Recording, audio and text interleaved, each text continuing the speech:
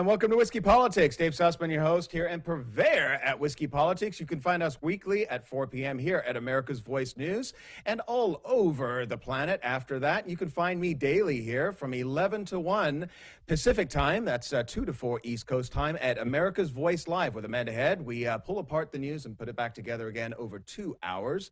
And it is really good to be here with you today. This is not a week. Every single week I come on, I say there's no news happening. This is one of the most incredible times in history when it comes to politics. And who better to pull it all apart and put it back together again than Kurt Schlichter. Kurt Schlichter is the obscure blogger, yet very, very powerful. He is held as appalling by the Cruz crowd, and he's a senior columnist over at townhall.com, and you can find him frequently on Fox News and other networks. Lawyer, retired Army, and Colonel, retired Army, and we won't hold the lawyer part against you. Kurt, how are you, my friend? Well, thank you. I'm doing great. Glad to be here. Got to tell you, I've had about 3 hours sleep in the last 48 because I've been guest hosting for the great Hugh Hewitt. So if I get a little punchy, you know why. You know, it's a 3-hour show, right, on Salem Radio? It's a 3-hour show. It goes by fast, though. You know how it is. I do. It does go by fast. I do 3 hours on Real Side Radio, which is also on the Salem Network. And I sit down and I'm thinking, oh, God, 3 hours. And it just flies by. Did you have fun with it? I have a lot of fun with it. It's something completely different for me. A lot of my friends like you and Tony Katz and Larry O'Connor and Cam Edwards, these guys, they're radio pros. And I kind of got dragged. Yeah, I'm a very good guest, he said modestly. As a host, I didn't know how to do it. I mean, it's a different skill set, and I love learning how to do something, how to improve. I mean, I've done a lot of things in my life because I'm old and crusty, and it's always neat to do something new. And getting the opportunity to do it is amazing. And Hugh Hewitt is one of the best people out there. Just what a great individual. I've known this guy since I invited him to come to my cavalry squadron for our Cav Ball as a guest. And he showed up and he met my troops. He saw what we were doing. I eventually got him to go visit my troops in Kosovo. And he did. And he broadcast from Kosovo. And he's been just a great mentor, a great friend.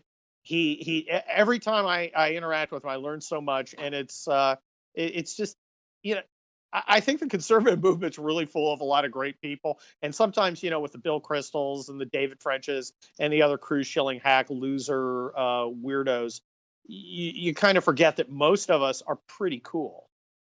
Yeah. And I'd love to get to that subject with you in just a couple of moments. I met Hugh a couple of times, really super nice guy. But let's get to some breaking news here in the past 24 hours, because I want to get your perspective on the Durham investigation now being a criminal disaster for the MSM. Got a quick clip here for you with regards to the Russian origins probe now being a criminal investigation. Let's play John Durham's investigation into the origins of the Russia probe is now a criminal investigation. The New York Times reporting the news with this subhead, though. Here it is. The move is likely to open the Attorney General to accusations that he is trying to deliver a political victory for President Trump.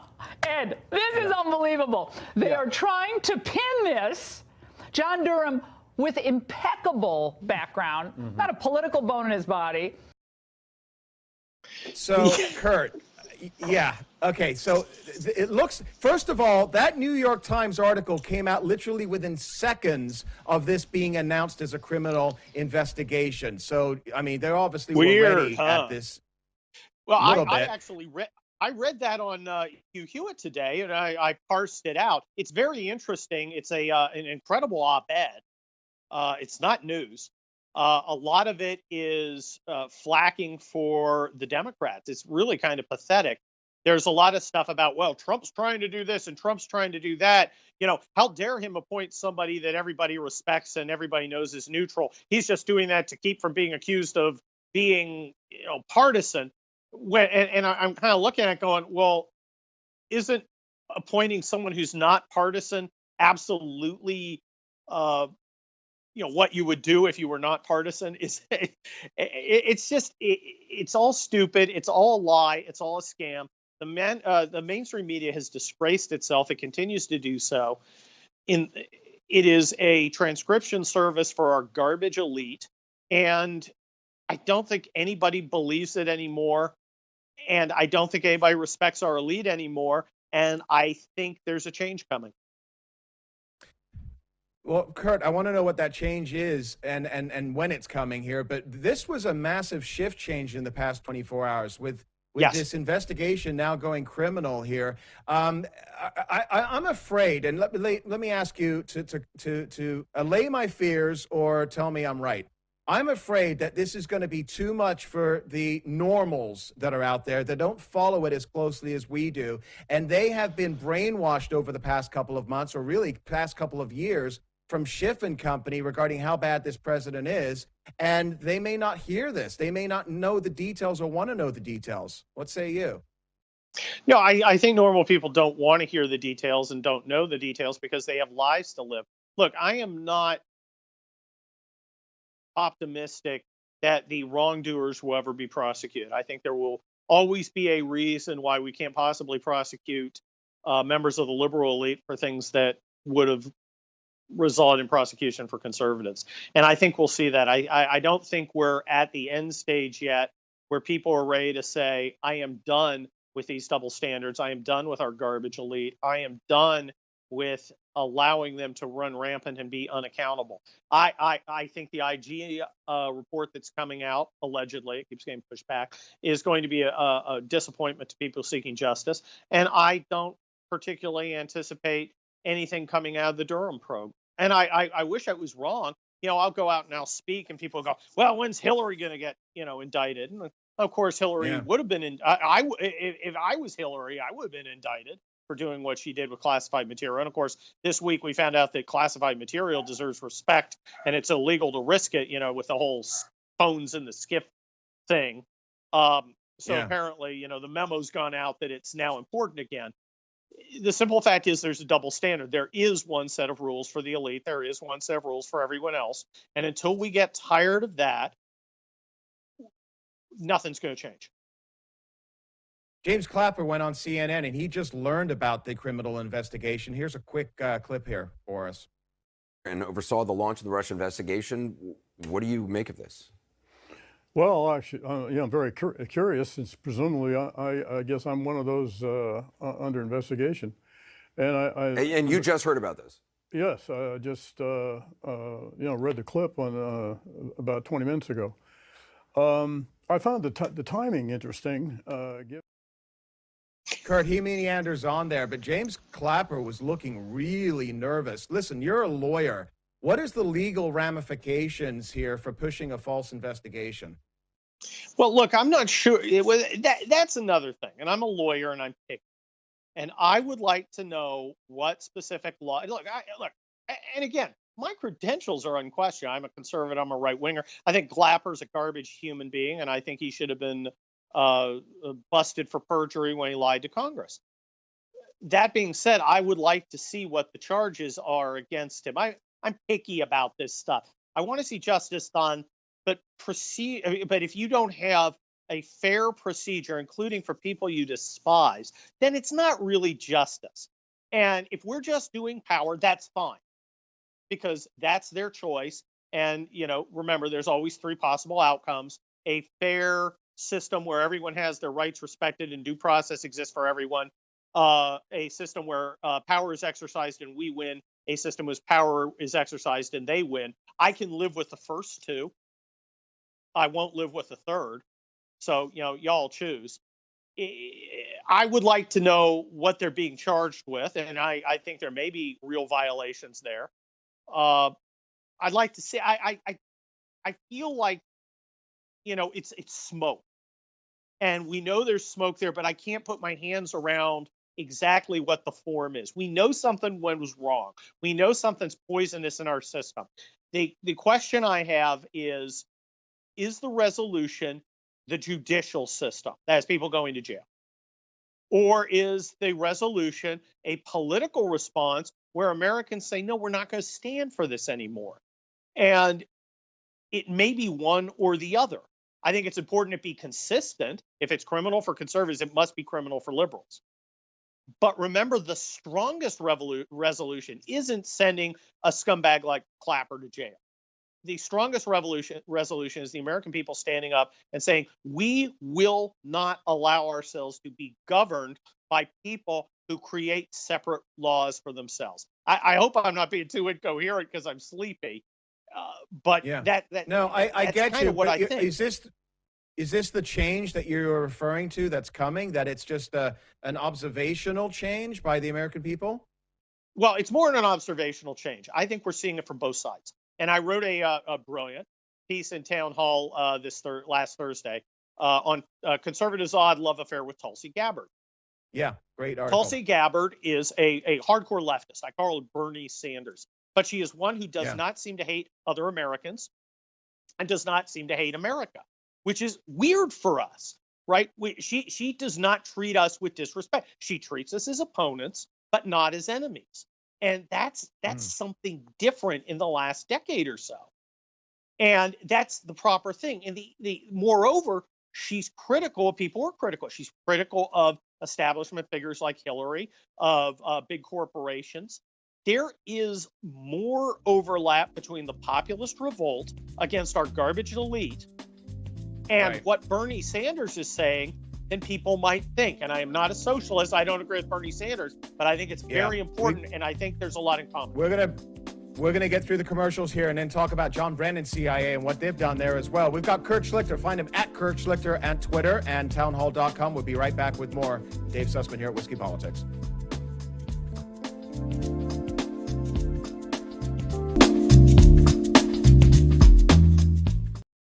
And welcome back to Whiskey Politics. Dave Sussman here at America's Voice News. And you can find us. Download the app for America's Voice News as well. You can watch this on Roku and Apple TV, on your phones, and on the interwebs and anywhere else that technology allows.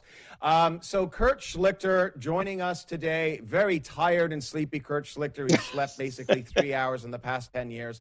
You're incredible, man. Thanks for sticking it out with us today. I greatly appreciate it, Kurt. But I appreciate really you wanted to having get me. your perspective. Yeah, you're great. You're awesome. I wanted to get your perspective on this because I know you've probably been talking about this over at Hugh Hewitt's show. But Sidney Powell, General Flynn's attorney, filed a 37-page motion yesterday outlining several big allegations, once again requesting the government to produce all the evidence as it relates to Flynn. But what it looks like right now is that the FBI agents manipulated the Flynn file as Clapper allegedly urged a kill shot court filing. Talk about what is going on here. There are so many different things with Strzok and Page and changing the 302s and manipulating and editing and everything else. What are we looking at here? Well, what we have here is Sidney Powell, who is General Flynn's lawyer, is basically seeking Brady discovery. That is all the information the government possesses that may lead to exoneration for an accused. And now he's pled guilty, but that's not the end of the story. All right, because the law recognizes sometimes people plead guilty for reasons beyond actually being guilty of something. And what it looks to me like what she's doing is setting up to have not only the guilty plea thrown out, but to have the whole case thrown out. And what she's showing is the 302s, which are the FBI reports of interviews, may have been edited after they were written down near the time of the interview to better correspond to the government's theory of prosecution. If so, that's manufacturing evidence. And that's astonishing, but not surprising. I mean, would you be shy if somebody said, yeah, FBI agents acting under orders from higher ups within the Obama administration made attributed to General Flynn false statements in official documents? Would you be stunned? I'd shrug. I'd be like, yeah, okay. Yeah, I see it.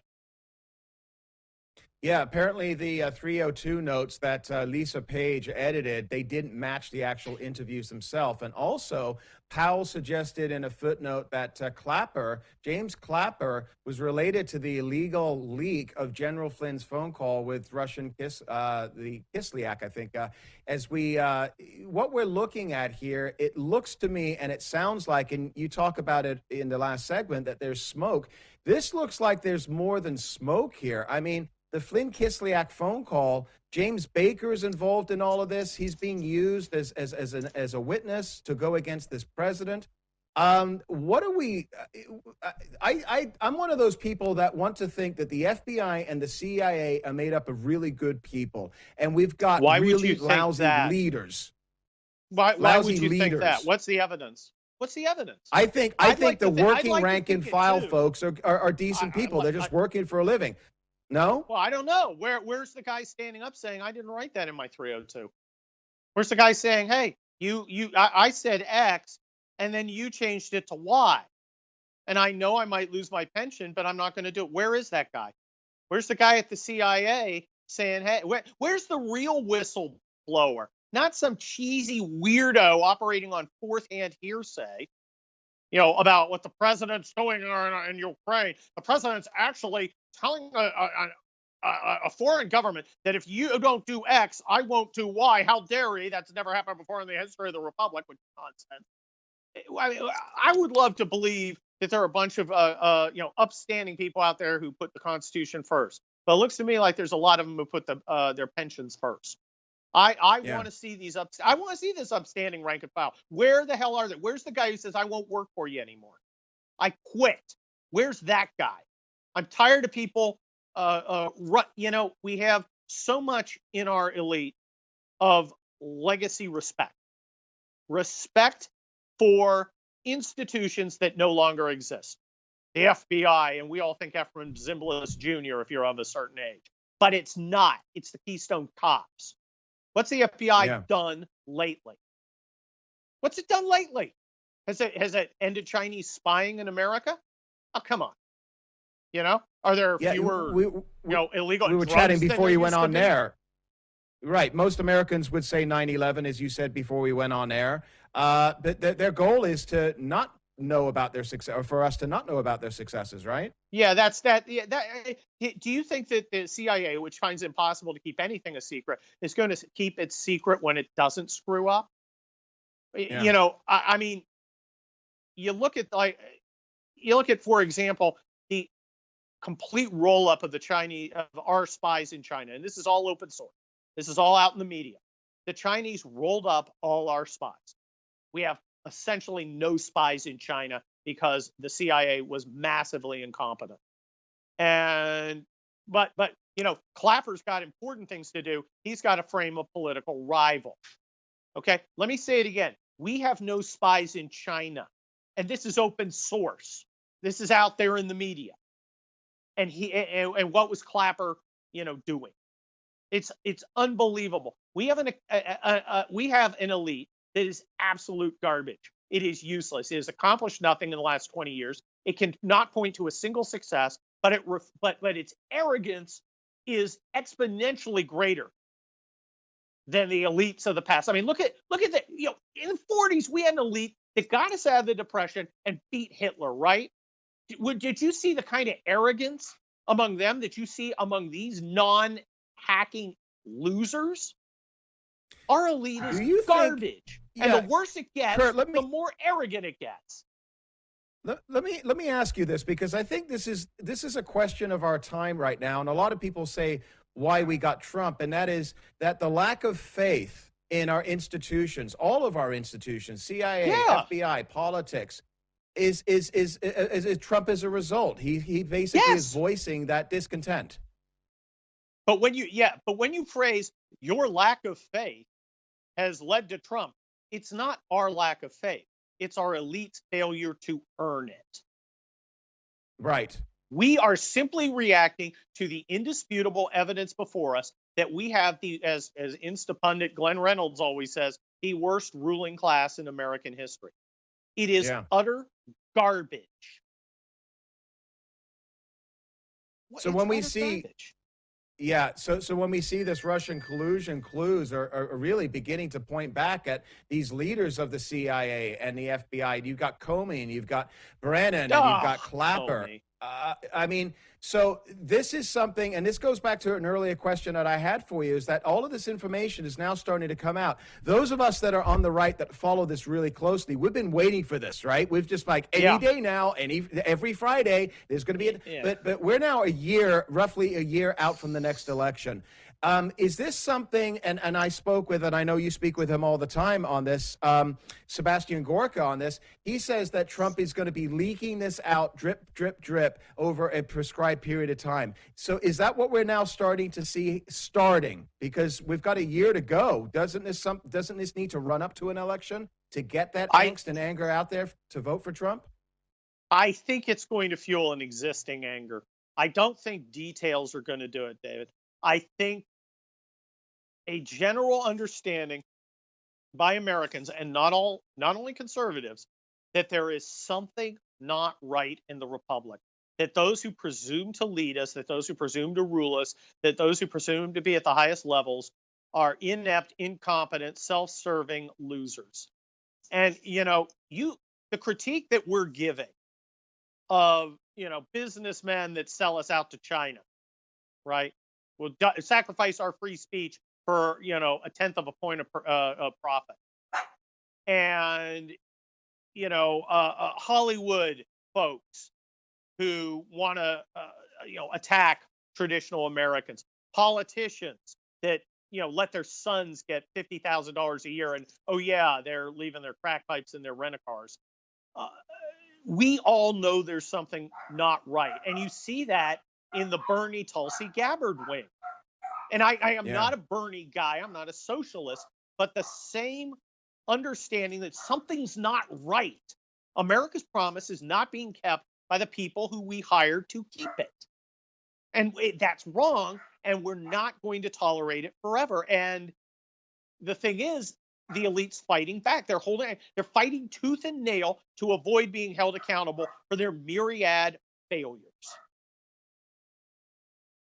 We also see that on the right as well. And if you are so inclined, I'd love to have you stay through the next segment here. I'd love to talk about Please, I will. I'd love to.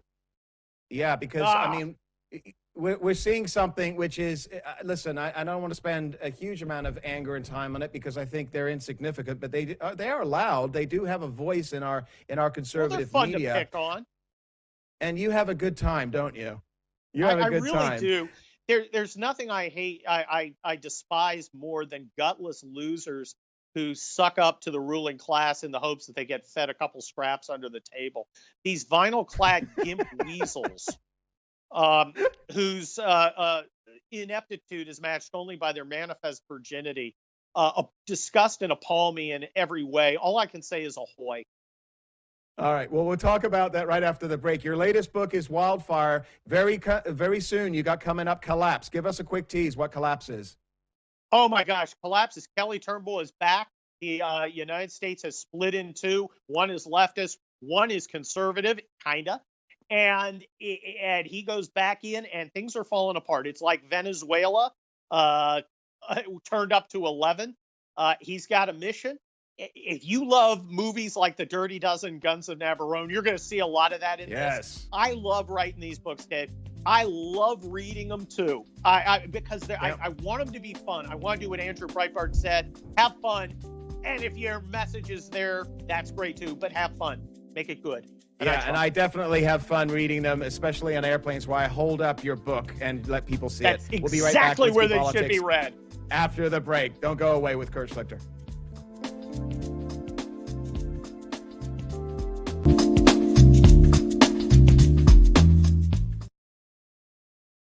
And welcome back to Whiskey Politics. I'm Dave Sussman here at America's Voice News, and we have the great Kurt Schlichter with us, continuing. And I want to just, first of all, thank you for staying with us after not sleeping for so long. And you're enjoying a good beer with us, so we were just chatting. I am. I've got a little. It's Friday afternoon. I'm having a little Sapporo, and just chilling, old school. It's especially amazing with only 3 hours of sleep out of the last 48. So. That's cool. Well, it's a good thing it's Friday evening. You can just collapse over the next couple of days in your knowing that you killed it for the great Hugh Hewitt this week. So, and I'm sure you're going to be able to get your new article up at townhall.com, where you're a senior columnist. Everybody check out his articles at townhall.com and follow Kurt at Kurt Schlichter on Twitter. It is one of the most entertaining, if not the reason anybody should be on Twitter. It's Kurt Schlichter right here. And the reason that we love following you, Kurt, is because you give absolutely no quarter to the Mitt Romneys and the Never Trumpers. And this week we found out that one of them, Mitt Romney specifically, was going under a pseudonym by the name of Pierre Delecto. First of all, Delicious Peter, this is a Mormon. What is going on here? I mean, what was your reaction to that? I'll say it before and I'll say it again. I want my vote back. Oh my gosh. Yes. This guy, just when you think these guys can't become any more gigantic losers, they stun you. I mean, what is Mitt Romney's thought process? He could choose to throw in his lot with two groups. One group are the people like me who supported him in 2012. I thought he was weak. I thought he was kind of stupid. But I didn't think he was bad. And then there's the other kind of people who called him a dog-torturing, cancer-causing guy who wanted to put you back into chains. That was the Democrat vote. So what does this genius do? He throws in with the guy who called him a dog-torturing, cancer-causing dude who wants to put you back in chains. That's the guy he sided with. And this is common among our elite. George Bush did that. Remember how we defended George Bush against liberals? He's too much of a gentleman to fight back. And we defended him. And then Trump came along and we voted for him over his fat ne'er-do-well brother, Jeb, with an exclamation point. And suddenly George Bush is talking about how us deplorables are deplorable. And if I ever needed proof that our elite was garbage, the lack of loyalty to those of us who stood up for them is it's truly some remarkable. Mitt Romney is garbage, but he's cowardly, weak garbage, and that's unforgivable. Let me read a couple of tweets that were responses from our president. President Trump tweeted, "The Never Trump Republicans, though on respirators with not many left, are in certain ways worse and more dangerous for our country than the do-nothing Democrats. Watch out for them. They are human scum." He continues, "It would be really great if the people within the Trump administration, all well-meaning and good, I hope, in parentheses, could stop hiring Never Trumpers who are worse than the do-nothing Democrats. Nothing good will ever come from them." They took a huge amount of pushback by media. A lot of conservatives, I probably wouldn't have used the word scum, human scum. I would have. On people that I dislike. I know you would have, and you probably would have capitalized it. Without even thinking about it. Absolutely. White House Press Secretary Stephanie Grisham says the president was right to label Never Trumper Republicans as human scum. Here's a few seconds of her clip. I'm glad they did it. Again, these Dems have been doing everything behind closed doors and in secret. And so it's about time that somebody made a very bold stand, which is, I guess, a sit-in, which is what they did. And it was great. And the point was well taken. And I think that because now I'm hearing the Dems have agreed in 3 weeks that they're going to open these up to the public. I don't know why they don't do it starting now. It seems like it's working. They know they're wrong. They know everything they're doing is just for show. Stephanie, what was the president's reaction? Because in that interview with Kurt, this is the kind of Republican that Democrats absolutely love, and I'm referring to Mitt Romney. Donald Trump is not taking any of this guff from Mitt Romney or Bill Kristol, any of these other guys who back in the day, right after the election, and I've said this I know where you're going before. Right, Bill Kristol told me if he does the things that I want him to do, I will support him. Right, and so what are they doing here? Is this just ego? Well, look, what Bill Kristol wanted him to do was take Bill Kristol's phone call. You got to understand that the conservatives of the Cruise Shilling Conservative Incorporated are concerned about one thing: conserving their own power, prestige, and position, as pathetic as it is. Remember, these kids want to be invited to the party, but they know they're going to get seated at the kiddie table, and they get to eat scraps or chicken tenders, and they don't care. They're satisfied in their mediocrity, weakness, and submission. For us, I'm here in California. Us who are not in Washington, us who don't live there, this is important to us. This isn't theoretical. I want my daughter to be able to play sports and have a chance to win and not lose because some dude in a skirt decided now he's a chick and he's going to run the 500-meter race as a guy who's pretended to be a girl. This is important to us. We voted for Donald Trump because our way of life is under attack. And we're tired of it. And we're tired of sending our kids overseas to get killed in stupid wars that they're too weak and stupid to win. And we're tired of our economy stagnating because of their, weird weather religion and their demands to take control of every element of the economy just because they like exercising power. It's important to us. It's not theoretical. When you're in Washington, it's opposed. Conservative is just, a funny hat you wear at a party. Hi, I'm the conservative. This is my hat. And I'm a liberal. It's not anything more than a game to them. It's reality to us. That's why we take it seriously. They get mad because they have lost power. Bill Kristol calls the White House under George Bush right away, right to the Oval Office, Mr. Kristol. He calls it now. This is Bill Kristol. Somebody goes, "Oh, I loved you in City Slickers." Yeah. He gets mistaken for that all the time on Twitter now. It's actually quite funny. Let me ask you from this standpoint, because I know some relatively few number of still, I would call them never Trumpers. They refer to themselves as Trump skeptics. When we're taking a look at the lay of the land right now, we've got a dais of 18 Democrats. Most of them are going to go the way of the dodo in the next few months because they're going to run out of money. But the 3, 4, 5 top candidates that are going to make it to Iowa and through Iowa and South Carolina are all full left tilt socialists. There's no argument there. What is it that these guys want? Because Trump is doing the conservative David Brooks things. David Brooks wants you to vote for Elizabeth Warren because Trump is icky. Trump tweets mean things. He's doing more conservative things than a president since, I don't know, you could argue he's more conservative than Reagan. But see, that's not enough. I never. He said something mean in a tweet. We are now morally required to ditch America's free enterprise system, our rights to speak freely, to pray as we want, to keep and bear arms under somebody like Big Chief Warren, because Trump is so, I never. I don't buy that.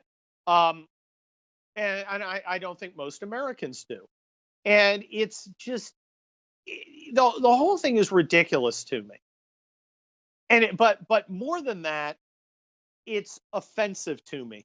There are two kinds of never Trump. There are some people who just say, I just don't like Trump. And I don't think that's illegitimate. Right. I think you like or dislike whoever you want. But don't pretend to be something you aren't. David French, who has done laudable work as a lawyer fighting for religious freedom. And I'll give him credit. He's a useless, weak sack of garbage, but he's done some laudable work. And now he's busy on Twitter explaining how this kangaroo court, the Star Chamber, is A-OK because reasons and because. And what he really means is, well, it's Trump and we have to throw out our principles to get rid of him. And now sit down while I lecture you on principles. And he is a garbage never Trumper. There are people who's like, I don't like Trump's doing X, Y, and Z, and I don't like those things. When he does things I like, I'll point them out. And you got, a guy like Ben Shapiro will criticize Trump harshly. Sometimes I agree, sometimes I disagree, mostly disagree. Right. Other times they'll say Trump's right. And he calls balls and strikes. I can take that. Now, my role is a little different. And people go, you always support Trump. Yes, you almost always see me support Trump because I am a lawyer. I am an advocate. I'm a trial lawyer. I'm not an appellate guy. For me, I pick a client. I go in and I make the best case for my client. And my client right now is Donald Trump. I am trying to make the best case of him because I want him to win. I am going to minimize the things that I disagree with and maximize the things that I will think make him more popular. Yeah. So there's really, and I don't apologize for being an advocate. That's an important role But I don't pretend to call balls and strikes. I am not Ben Shapiro. So I am Ben Shapiro's lawyer, and I advocate for Ben Shapiro when I'm his lawyer. So there's different roles. You're not a bad person for being never Trump or Trump skeptical. You're a bad person for throwing out your principles and giving us grief. In our last minute here, and folks, real quickly, I just want to say this again. Kurt is coming off literally 3 nights of not sleeping. So thank you so much for joining us tonight, Kurt, and hopefully you get some rest here. But yeah, absolutely. And another tell us, folks, where everybody could find you. All of your books. You got what, 7, 8 books at this point on Amazon.com? I do, and I have a Tell new everybody one where to coming go. out. Well, I actually signed a contract. I'm going to be getting Regnery a book in early February. Nice. Not ready to give out the title, but it's nonfiction. Along the lines of Militant Normals, which is a nonfiction book. A lot of people liked it.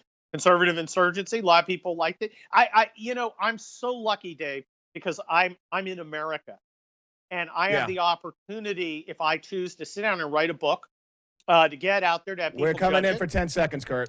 Yeah. So Kurt Schlichter at Kurt Schlichter on Twitter. Greatly appreciate you taking the time, my friend. Get some rest. God bless you, Kurt Schlichter. Thank you.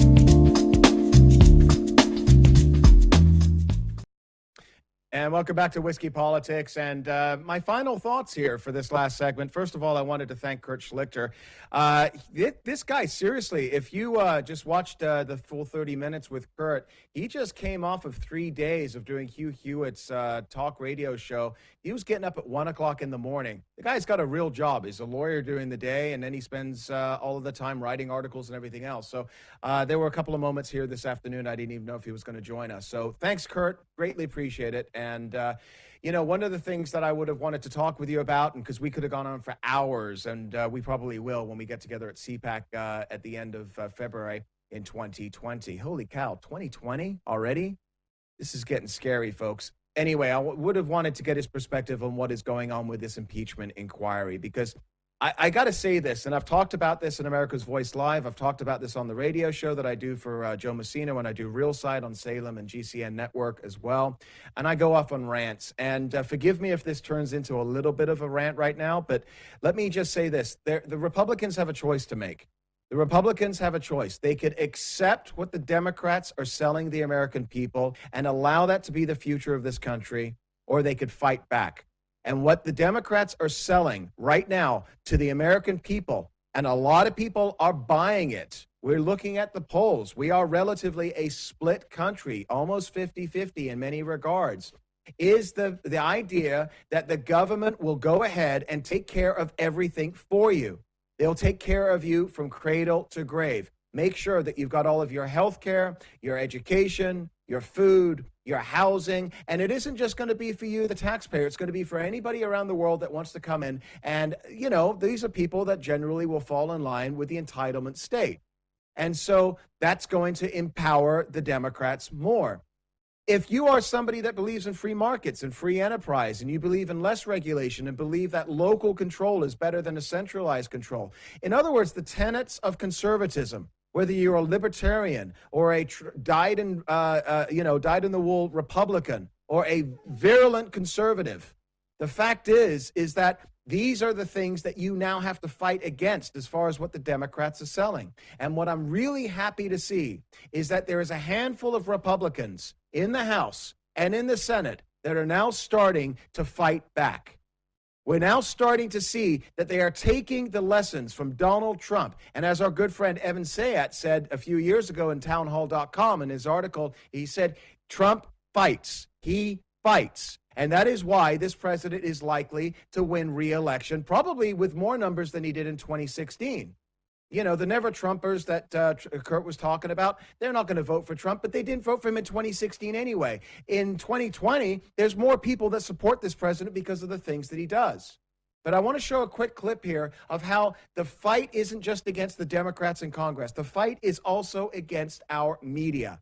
The media have gone full-on entrenched with the Democrats. We see this not just on MSNBC and CNN, New York Times and Washington Post, but across the board on all the networks that we see. And we have good people that are fighting the fight. Representative Matt Gaetz from the good state of Florida was interviewed by MSNBC's Hallie Jackson about leading 24 House Republicans into closed-door testimony. You saw it this week, and immediately the media went at the Republicans, calling it just it was a what do they want to call it here? They said it was a stupid event whereby it was just an act and it didn't mean anything. And let's just take a look how Matt Gaetz fights back. So you're speaking for yourself, so let's talk about that. You are member of Judiciary, member of Armed Services. As you know, none of those committees are the ones conducting these depositions. It's Intel, it's Foreign Affairs, it's Oversight. I don't know that. That is the facts. And the rules, it's not a fact. Go back and look at the December 12th hearing of the Judiciary Committee, Hallie. Sure. Go back and look. You cannot misstate that as a fact. How can you tell me it's a fact that my committee's not involved when it was the committee chairman of the Judiciary Committee who launched the investigation? Your committee has not subpoenaed these individuals to appear for the deposition. That doesn't mean we're not involved in the impeachment inquiry. No, you're shifting ground now, right?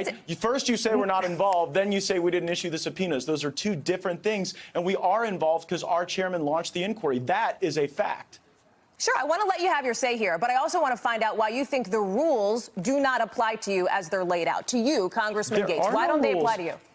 Oh, I do think the rules apply to all of us, but the rules would typically require the Speaker of the House. I shouldn't say the rules. The precedent that was applied to President Clinton and President.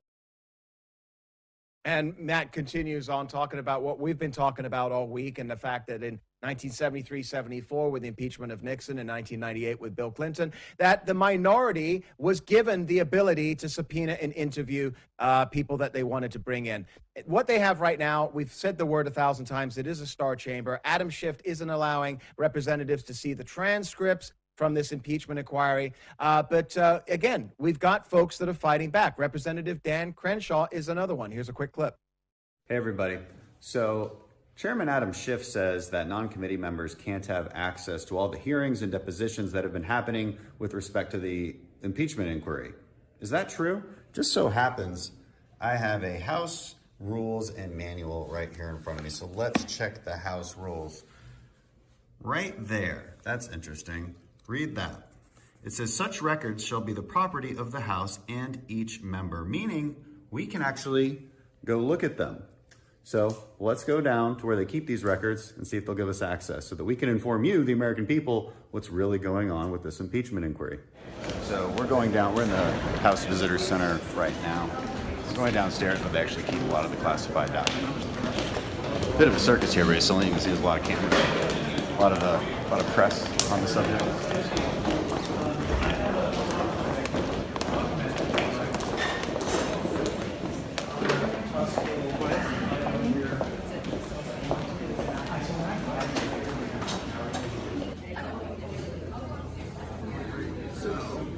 They won't let me see it.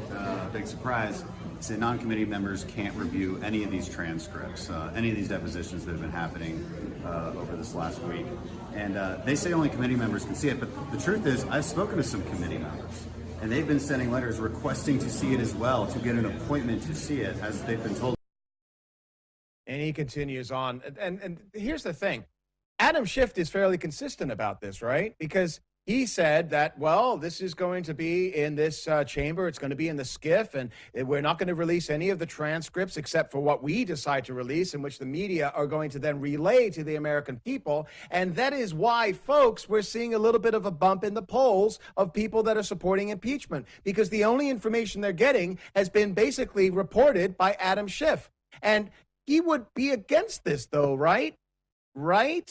I mean, after all, he was 4 years ago. Here's Adam Schiff in 2015. I fear that this is really just politically motivated.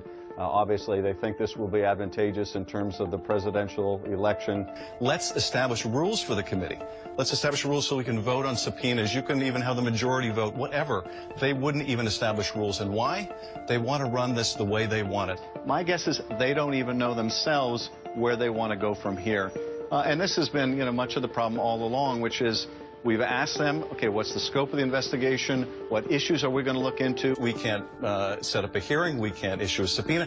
We can't even vote on a subpoena. Selective leaks by the committee, by the chairman. That, frankly, is a really, destructive and yet again a partisan exercise. They've acted in a very partisan way. It's a select committee on talking points. It's a fundraising vehicle. Obviously, they think this will be advantageous in terms of the presidential election. I say all this because I never want to see this happen again. The only thing more shameful than Adam Schiff in 2019 is Adam Schiff in 2015. This is complete hypocrisy. And I'm just going to say this right now. What they are doing is purely politics. It is a pure partisan play to manipulate and I'm not going to call them low information voters. I said this to Kurt Schlichter in the previous segment. These are normals that are just working 1, 2, 3 jobs, going home, watching Dancing with the Stars and falling asleep at night in front of the CNN fed talking points that have been delivered by Adam Schiff and Nancy Pelosi. And what is happening right now in this country is that we have, and I've said this, and people have argued with me, never Trumpers and other liberals. I have said this. This is a concocted effort for a duly elected president to be taken out by the Democrats. It is an attempted coup. And the reason that I believe that is because they are using the power of their office to prevent the minority, in this case the Republicans, of having a say. This is about the Fifth Amendment. You like the Constitution, folks?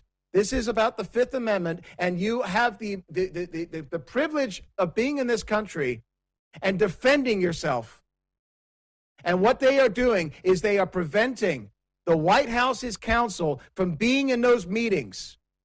They are preventing 3/4 of the Republicans in Congress from having any idea of what is going on. This is unconscionable.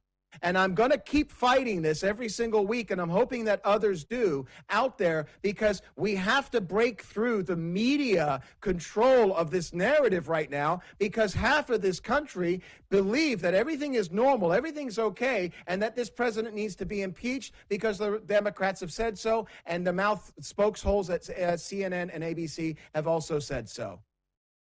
I watch CNN, I watch ABC, I watch CBS. And every single morning, I want to find out what the American population is getting as far as a diet of information, of news. And what they are getting is the Adam Schiff, Nancy Pelosi narrative that is 100% focused on taking this president out. Changing the election. They couldn't do it with Mueller. They thought they had it with Mueller, so they had to pivot. And within 24 hours of Nancy Pelosi calling for the impeachment inquiry, Trump surprised everybody, released the transcripts. We saw there was no quid pro quo, and yet they're still pushing forward. So we'll be back next week and talking more about it. Thanks to Kurt Schlichter for joining me in the first 3 segments here today. And folks at America's Voice News, download the app. You can watch all of our great content. I'm on from 11 to 1 every single day Pacific time with Amanda Head, America's Voice Live. Thanks for joining us, and have a great weekend, everybody. Cheers.